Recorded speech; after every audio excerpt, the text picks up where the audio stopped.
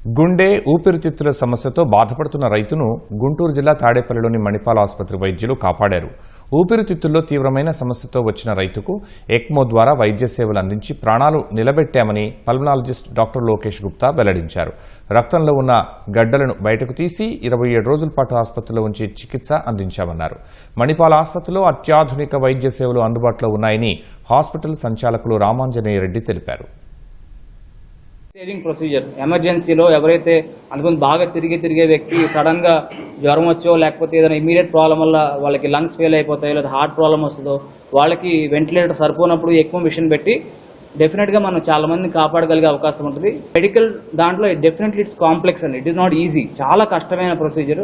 సొంత బంధువులు కూడా ఎందుకు అనవసరం తీసుకెళ్లిపోదాం అనుకున్నప్పుడు కూడా వాళ్ళు ఎక్కడ వినలేదు. ఎందుకంటే పోతే కొన్ని డబ్బులు పోతాయి, కానీ వాళ్ళు చాలా స్ట్రాంగ్ గా ఉన్నారు.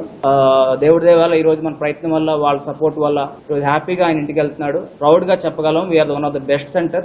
2 తెలుగు రాష్ట్రాల్లో పోల్చుకున్నా కూడా చాలా బ్రాండెడ్ పేరున్న హాస్పిటల్స్ తో కంపేర్ చేసినా కూడా ఇటువంటి ఆధునిక వైద్యం, అనుభవజ్ఞులైన వైద్యులు, ఈ 2 కలిపి ఉన్న సెంటర్ 2 తెలుగు రాష్ట్రాల్లోకి కూడా చూసుకుంటే మనం నంబర్ 1 హాస్పిటల్ అని మేమైతే 100% చెప్తాము. ఎందుకు అంటే హైదరాబాద్, బెంగళూరు, చెన్నైతో పోలిస్తే ఖర్చు చాలా తక్కువలో అయిపోతుంది. సక్సెస్ఫుల్ ప్రోగ్రామ్, చాలా మంచిగా పేషెంట్స్ అందరూ రికవర్ అయ్యి వెళ్ళడం మా అందరికీ కూడా చాలా సంతోషకరంగా ఉంది. మా తమ్ముడికి 2 రోజులు జ్వరం వచ్చింది.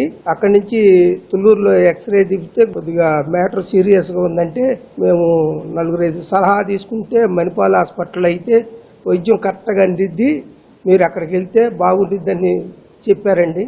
అంటే మణిపాల్ హాస్పిటల్ తీసుకొచ్చాం. దేవుడల్లే లోకేష్ గారు కలిశాడు, ఆయన మాట ఇచ్చాడు, అట్నే వైద్యం బాగా చేశారు. ఇలా బాగా రికవర్ అయింది, అంతా బాగుందండి.